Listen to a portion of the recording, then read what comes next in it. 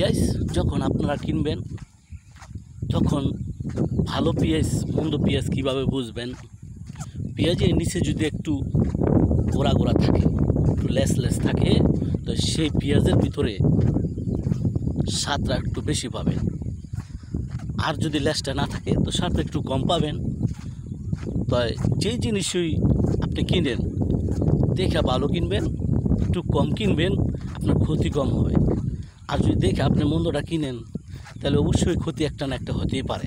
ধরেন আপনি একটা পচা কাঁঠালে কিনলেন, পচা আমই কিনলেন, এটার মধ্যে একটা পোকা থাকলে হয়তো পেটের মধ্যে গিয়ে আবার পাতলা পায়খানা হতে পারে। তো সাবধান, ভালো জিনিস আমরা খাবো, অবশ্যই আমরা ভালো থাকতে পারবো ইনশাআল্লাহ। আল্লাহ তাআলা সবাইকে ভালো রাখার মালিক, সবসময় আল্লাহর হুকুম মেনে চলবো। আর সব খাবারের শুরুতে বিসমিল্লাহ, শেষে আলহামদুলিল্লাহ পড়বো। তাহলে এটা দেখা সাক্ষাৎ আল্লাহ তাআলাই করবে, আমাদের করার ক্ষমতা নাই।